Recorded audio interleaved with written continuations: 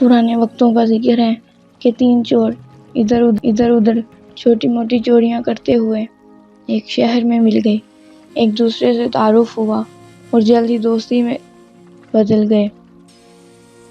ایک چور نے مشورہ دیتے ہوئے کہا، ہم تینوں ہی چور ہیں اور چھوٹی موٹی چوریاں کر کے اپنا گزارا کرتے ہیں، کیوں نہ اس بار مل جل کر ہم تینوں کو بڑی چوری کریں اور پھر اس مال کو 3 حصوں میں تقسیم کر کے 2 سال تک سکون کی زندگی گزاریں اور تینوں پھر الگ الگ اپنی زندگی بسر کریں، کیونکہ چوروں کی دوستی زیادہ دن برقرار نہیں رہ سکتی۔ خیال تو بہت نیک ہے، دوسرے چور نے تائید کی۔ آخر ہمیں تگڑا مال ہاتھ لگ گیا تو پھر ہم چوری سے ہمیشہ کے لیے توبہ کر لیں گے اور کوئی کاروبار کر کے زندگی گزاریں گے، تیسرے چور نے کہا، اور وہ متفق ہو گئے۔ انہوں نے بڑی سوچ و فکر کے بعد ایک شہر کے ایک بڑے رئیس کے یہاں چوری کرنے کا منصوبہ بنایا۔ 19 رات گزرنے کے بعد اس کے گھر پہنچ گئے۔ چاروں طرف رات کی سیاہ چادر پھیلی ہوئی تھی۔ گارڈز اور محافظ چوکیدار بھی اونگ اونگ کر نیند کی آغوش میں سما گئے تھے۔ اہل خانہ گہری نیند سوئے ہوئے تھے۔ گھر کے ہر طرف موت کی سی خاموشی کا راج تھا۔ چوروں نے اپنے منصوبے کے مطابق نقب لگائی اور گھر میں داخل ہو گئے۔ انہوں نے تجوری کو فنکارانہ طریقے سے بڑی خاموشی کے ساتھ کوئی آہٹ کے بغیر کھولا۔ تجوری اشرفیوں، سونے چاندی کے زیورات سے بھری ہوئی تھی۔ اتنا قیمتی مال اس سے پہلے چوروں نے کبھی نہیں دیکھا تھا۔ یہ دولت ان کی توقع سے بھی کئی گنا زیادہ تھی۔ وہ سب انہوں نے اپنے ساتھ لائے ہوئے ایک موٹے مضبوط کینوس کے بیگ میں بھر دی اور جس طرح دبے پیر گھر میں داخل ہوئے تھے اسی طرح باہر نکل گئے۔ اب وہ جلد از جلد شہر سے بھی باہر نکل جانا چاہتے تھے تاکہ رئیس اور پولیس والوں کی گرفت میں آنے سے بچ جائیں۔ رئیس کوئی معمولی آدمی تو تھا نہیں، آخر شہر کا نامی گرامی رئیس تھا، چنانچہ اس کے ذرا سے اشارے پر ساری پولیس حرکت میں آ گئی۔ وہ رات بھر جاگتے رہے اور صبح ہوتے ہی شہر سے نکل کر ایک گھنے جنگل میں پہنچ گئے۔ اب تینوں نے ایک سکون کی سانس لی اور ایک درخت کے نیچے بیٹھ کر انہوں نے بیگ میں سے اشرفیاں نکالی اور برابر 3 حصوں میں گن کر حصے الگ کر لیے۔ ابھی زیورات اور جواہرات کی تقسیم باقی تھی کہ اس تقسیم کے سوال پر تینوں میں بحث و تکرار ہونے لگی اور جلد ہی یہ تکرار جھگڑے میں بدل گئی۔ اشرفیاں تو اس لیے آسانی سے تقسیم ہو گئیں کہ وہ گن کر الگ 3 حصوں میں بنا لیے گئے، مگر زیورات اور جواہرات کی مالیت کا ان میں سے کسی کو بھی صحیح سے اندازہ نہیں تھا، اس لیے آپس میں جھگڑا ہونے لگا۔ کچھ سوچ کر ان میں جو بڑی عمر کا چور تھا، اس نے کہا، ہمیں ان زیورات اور جواہرات کی مالیت کا درست اندازہ نہیں، لہٰذا ہم ابھی یہاں سے کہیں اور چلیں اور کسی جوہری کو تلاش کر کے اس کی مدد سے ان کی تقسیم کر لیں تاکہ سب کو برابر حصہ مل جائے اور کسی کو کوئی شکایت کا موقع نہ ملے۔ بڑے چور کا مشورہ مناسب تھا، باقی دونوں نے بھی اسے خوشی خوشی تسلیم کر لیا۔ اب وہ کسی ایسے مقام کی تلاش میں چل پڑے جہاں کم از کم ایک دن ٹھہر کر وہ آرام کر سکیں اور وہیں انہیں کوئی جوہری بھی مل جائے، کیونکہ رات بھر کے سفر نے انہیں پہلے ہی کافی تھکا دیا تھا اور مزید سفر کرنے کی ہمت نہیں تھی۔ کچھ دور چلنے پر وہ جنگل سے باہر نکلے۔ انہیں ایک سرائے نظر آئی۔ سرائے قصبے کے قریب تھی۔ تینوں کو وہ سنسان اور غیر آباد سرائے پسند آئی۔ انہوں نے سوچا، اس اچھی جگہ رات گزارنے کے لیے اور کہاں ملے گی، چنانچہ رات گزارنے کے لیے انہوں نے اس سرائے کا انتخاب کر لیا۔ وہ اس سرائے میں اندر پہنچے۔ سرائے کی مالکن ایک بڑھیا تھی۔ تینوں چوروں کو ایک دوسرے پر اعتماد تو تھا نہیں۔ وہ دل ہی دل میں سوچ رہے تھے کہ زیورات اور جواہرات کی تھیلی اس کے ہی ہاتھ لگ جائے تاکہ وہ باقی چوروں کے ساتھ چھوڑ کر رفو چکر ہو جائے۔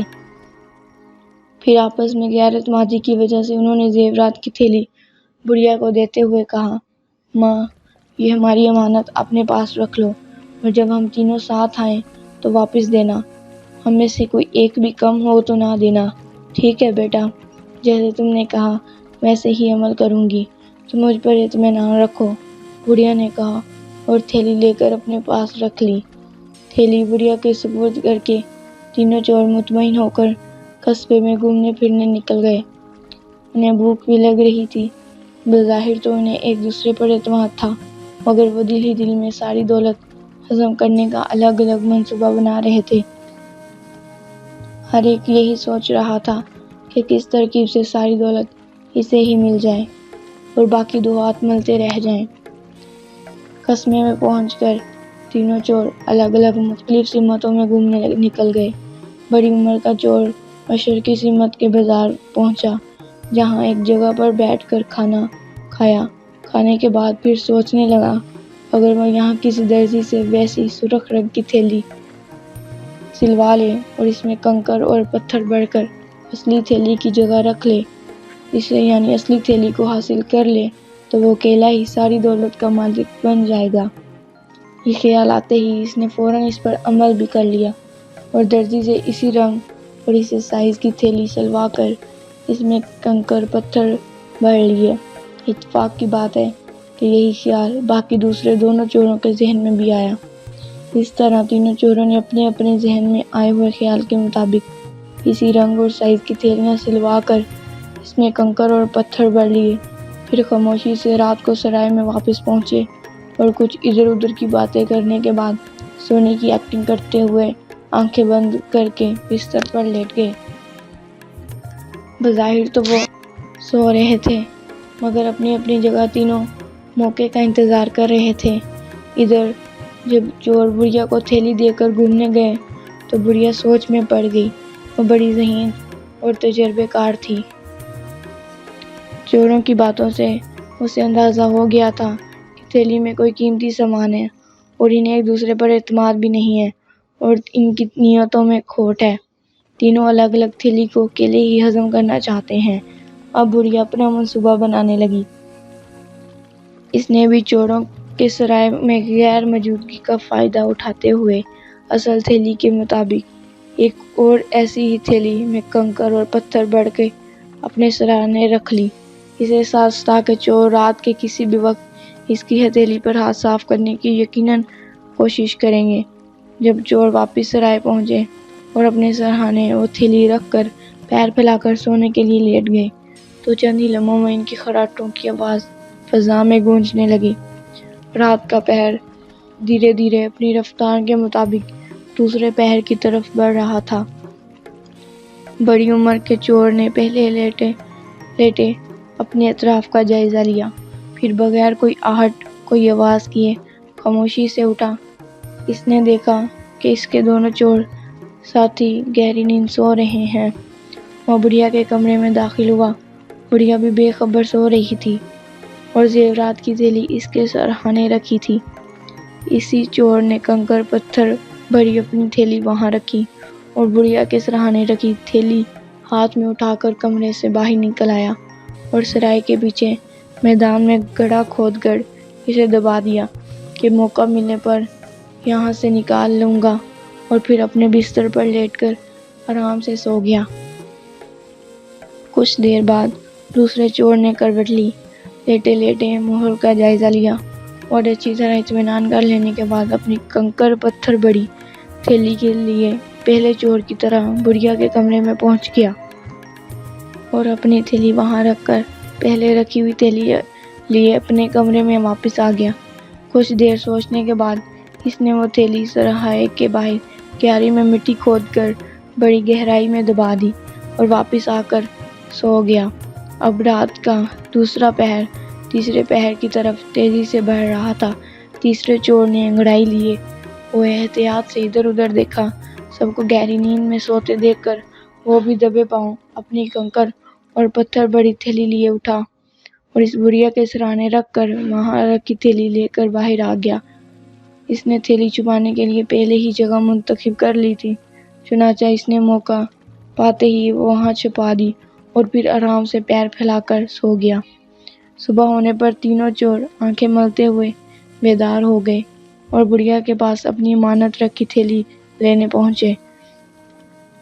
بڑھیا نے کہا وہ تھیلی سرہانے سے اٹھا کر انہیں دے دی۔ تینوں چوروں کے دلوں میں شور تھا، اس لیے انہوں نے وہاں تھیلی کھول کر دیکھنے کی کوئی بات نہیں کی اور بڑھیا کا شکر ادا کر کے سرائے سے باہر نکل آئے۔ ایک دن کے سفر کے بعد کافی دور نکل آئے تھے۔ اب انہیں شہر کے رئیس یا پولیس کے سپاہیوں کا کوئی خوف و خطر نہ تھا۔ بڑے چور نے کہا، اب ہم تینوں زیورات اور جواہرات کی تقسیم کرنے کے بعد الگ الگ ہو جائیں گے، ہماری دوستی بھی ختم ہو جائے گی۔ معاہدے کے مطابق یہ فیصلہ ٹھیک ہے۔ باقی دونوں چوروں نے بھی تائید کی۔ انہوں نے تھیلی کھولی، جیسے کہ ان تینوں کو علم تھا کہ تھیلی میں زیورات اور جواہرات کے بجائے کنکر اور پتھر ہی نکلیں گے، اور تینوں چور غم اور صدمے سے بے حال ہو گئے۔ اتنی محنت اور اتنی دھوپ کے بعد بھی انہیں کنکر اور پتھر ہی ملے تھے۔ ضرور یہ سرائے میں موجود بڑھیا کی حرکت ہے، مگر ہم کر بھی کیا سکتے ہیں، اس کے پاس واپس جانے میں خطرہ ہے۔ ہم نے تھیلی رکھتے ہوئے اسے نہ تو زیورات اور جواہرات دکھائے تھے اور نہ ہی بتائے تھے، اور یہ بھی ممکن ہے وہ ہمیں ہی چوری کے الزام میں گرفتار کرا دے۔ ہمیں جتنا تھا مل گیا، اور جو کچھ مل گیا ہے اس پر صبر کر لینا چاہیے۔ ہاں یہ ٹھیک ہے، اب صبر کے سوا کوئی چارہ نہیں، تینوں نے کہا، اور پھر ایک دوسرے کو الوداع کہتے ہوئے رخصت ہو گئے۔ اب تینوں دل ہی دل میں سوچ رہے تھے کہ کچھ عرصہ کے بعد جب چوری کا معاملہ ٹھنڈا پڑ جائے گا تو وہ سرائے میں یہ محفوظ دولت لے آئیں گے۔ اب یہ کہنے کی ضرورت نہیں کہ بعد میں جب وہ الگ الگ وقتوں میں سرائے کی طرف گئے تو انہیں اپنی اپنی تھیلیوں میں کنکر اور پتھر دے کر کیا حال ہوا ہوگا ان کا۔ چور اپنے مال کی چوری کی شکایت کرتے بھی تو کس سے؟ ہاں، بڑھیا کے باقی دن پھر بڑے آرام سے گزرنے لگے۔